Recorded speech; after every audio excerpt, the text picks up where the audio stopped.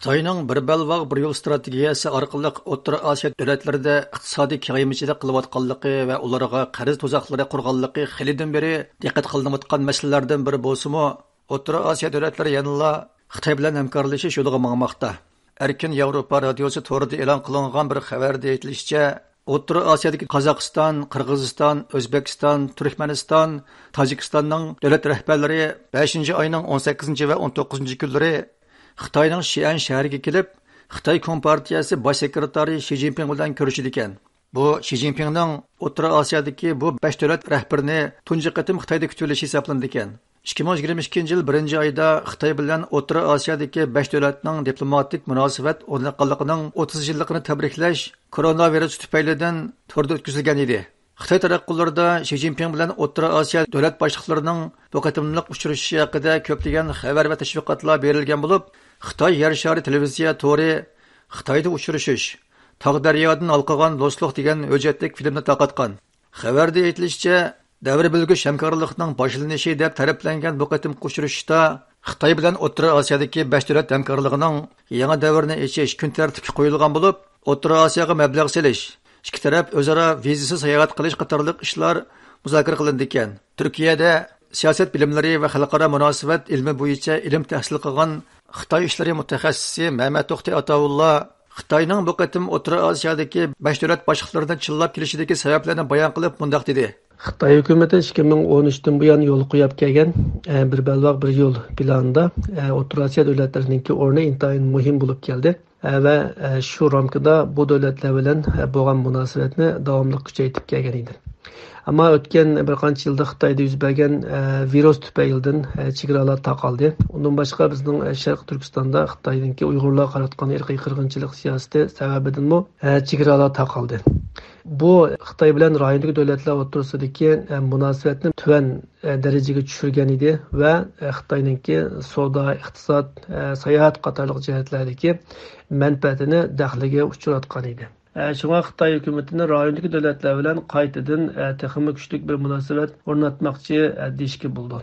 Bilganimizdek, o'tgan bir qancha oy mobaynida Xitoy hukumatining Sharq Turkistondagi bosh sekretari Ma Xinruy o'mak boshlab rayondagi bir qancha davlatda ziyoratda bo'ldi. O'xshashla bu rayondagi davlatlarning bir qism ministrlari va amaldorlari Sharq Turkistonga borib, Urumchidan ziyoratlarda bo'ldi. Hamda bu qatimqi Xi'anda o'tkaziladigan yig'inda bo'lsa, mushu uchrashuvlarda, yig'inlarda hosil qilgan o'rtaq tonish va kelishimlarga imzo qo'yilmoqchi va shu orqali Xitoy hukumati bilan rayondagi davlatlar o'rtasidagi munosabatningki kuchlanganligi, mustahkamlanganligi dunyoga ko'rsatilmoqchi. Ma'lum bo'lganidek, sobiq Sovet ittifoqi parchalangandan keyin Xitoyning butkul maqsadi Uyg'ur rayonining muqimligini saqlash bo'ldi. Buning uchun O'rta Osiyo davlatlari bilan darhol diplomatik munosabat o'rnatish bilan qolmay, Rossiyani o'z ichiga olgan Shanxay hamkorlik tashkilotini qurdi. Buninglik bilan qanoatlanmagan Xitoy 2013-yil bir balvoq bir yo'l qurilishini boshladi.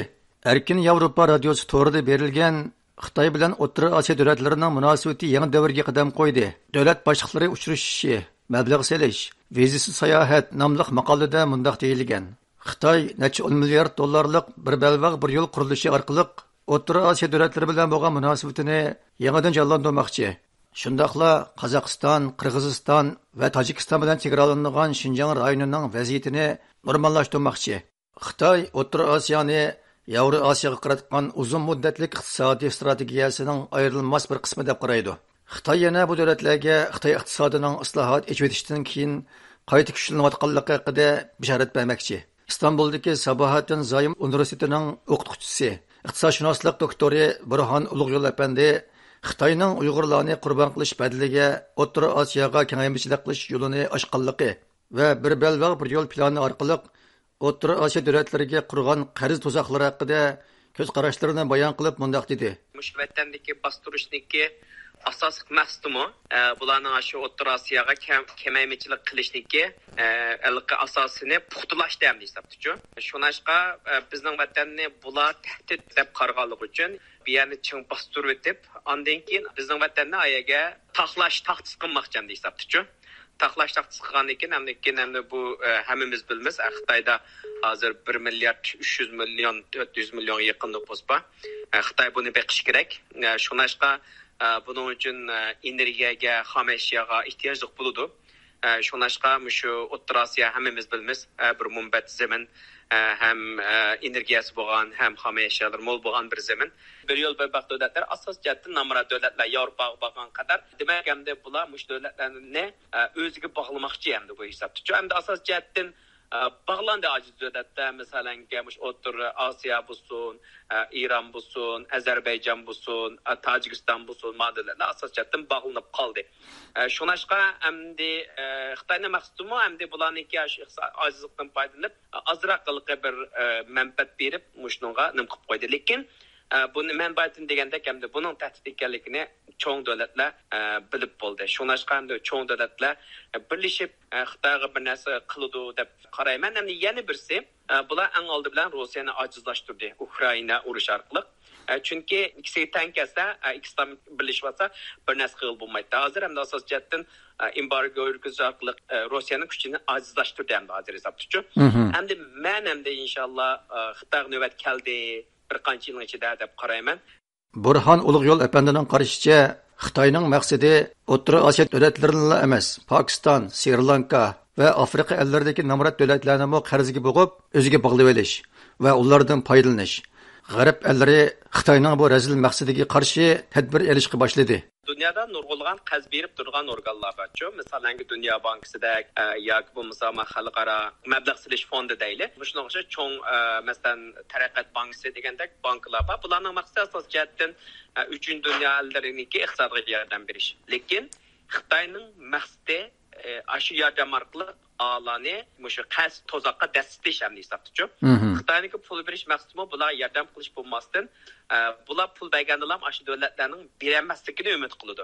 Xitoyning qarz berishga maqsadi u davlatlarga yordam qilish bo'lmasdan balki ularniki qarz patqiga cho'ktirish. Shu orqali nima desa ha deydigan holatga akilish hamda hisobda. Bular to'liq yetmakka Xitoyning o'zi tahdid ekanligini bular qarasa Xitoy yo'l yasab borayotgan, ko'riklarni yasab borayotgan bu degandek, xuddi bizning vatanga ayni vaqtda qanday qilqi yaxshi niyatlar keldik deb asta-asta bizni yeb qurtayotgandek, bularning maqsadi shu qarz berish orqali mushlarni qarz patqiga cho'ktirib, asta-asta shu O'rta Osiyodagi bu faqat Uyg'urlarga emas, yoki O'rta Osiyoga emas, butun dunyoga, butun insoniyatga ofat elib keladi. Shunashqa bu Xitoyniki iqtisodiy kemachilikni to'g'ri tunib bununki qarshi turishning tadbirlarini dunyo xalqiga elish kerak endi. Yuqorqi maqolada aytilishicha, O'rta Osiyo davlatlari hozir Xitoyning yangidan ichib etilgan iqtisodidan manfaat olmoqchi va qo'shni rayon Xinjiang bilan bo'lgan savdo aloqasini kuchaytirmoqchi ekan. Qozog'iston hukumatining sonliq ma'lumotlariga qaraganda, Xitoy bilan Qozog'istonning savdosida Xinjiang bilan bo'layotgan tijorat 40% ni egallagan. Mana bular Uyg'ur rayonining muhimligini alohida gavdalantirgan. Gerçi o'tgan yillarda yuqum sababidan Xitoyning iqtisodiy o'ngsizlikka uchragan bo'lsa-mu, O'rta Osiyoga solgan mablag'i davomli ko'paygan. 2020-yilda solgan mablag'i 70 milliard dollarga yetgan. Mehmet To'xti Atavulla Xitoyning O'rta Osiyo davlatlari bilan yangi hamkorlik davri etishdagi maqsadi haqida to'xtalib, mundaq dedi. Hamda Xitoy bu hamkorlik orqali, bu kelishimlar orqali nima maqsadga yetmoqchi desak, birinchidan Xitoyninki chekingan iqtisodini rivojlantirish. Deganimizdek, o'tgan bir qancha yil mobaynida mayli Sharq Turkistondagi Xitoyning irqiy qirg'inchiligi sababidan Amerika, Yevropa qatorliq davlatlarningki rayonga qo'ygan embargosi sababidan bo'lsin, mayli Xitoyda yaqinqi bir qancha yilda o'tirg'i chiqqan koronavirus sababidan o'zininki chegarani taqishi sababidan bo'lsin, iqtisodiy chekinish ko'rildi. Bu chekinishni hal qilish uchun, iqtisodni jonlantirish uchun shunday bir hamkorlikqa ehtiyoj bor. Ikkinchidan, Xitoy Sharq Turkistondagi irqiy qirg'inchilik sababidan xalqaro jamiyatning ayblashiga ko'p uchrab keldi. Shuning uchun rayondagi davlatlar bilan hamkorlik o'rnatish orqali bular bilan bodikeldini kuchaytirish orqali dunyoga bu yerdagi normal bir yer ekanligini, irqiy qirg'inchilik olib berilganligini ko'rsatmoqchi, o'zini gunohsiz qilib isbotlamoqchi bo'lsa kerak. Hamda uchinchidan, Xitoy bilan Amerikaning munosabatininki keskinlashishi, yiriklashishi sababidan Xitoyning dengiz yo'liga bo'lgan ishonchi tuvalab ketdi. Janubiy Xitoy dengizi orqali dunyoning har qaysi joylariga yechilgan liniyalari asosan Amerikaning kontrolligida. Chunki Tinch okeanning asoslig'i Amerika armiyasi kontrol qildi. Shuning uchun Xitoy Yevroasiya quruqliq yo'liga bo'lgan diqqat nazarini texmi kuchaytirish orqali bu rayondagi strategik o'rnidan texmi yaxshi foydalanmoqchi deyishga bo'ldi. Ya'ni Navoda Xitoy bilan Tayvan o'rtasida bir urush yuz berib qolsa yoki Amerika mayli qaysi sababdan bo'lmasin Tinch okeandagi Xitoyning dengiz yo'lini taqab qo'ysa, u chaqda Xitoyning tashqi dunyo bilan badikaldi qiladigan, tijorat qiladigan birdan-bir liniyasi Yevroasiya quruqliqi bo'ladi. Shuning uchun bu xil ahvol qarta tayyorlik qilishmi Xitoyningki maqsadlaridan biri deyishga bo'ldi.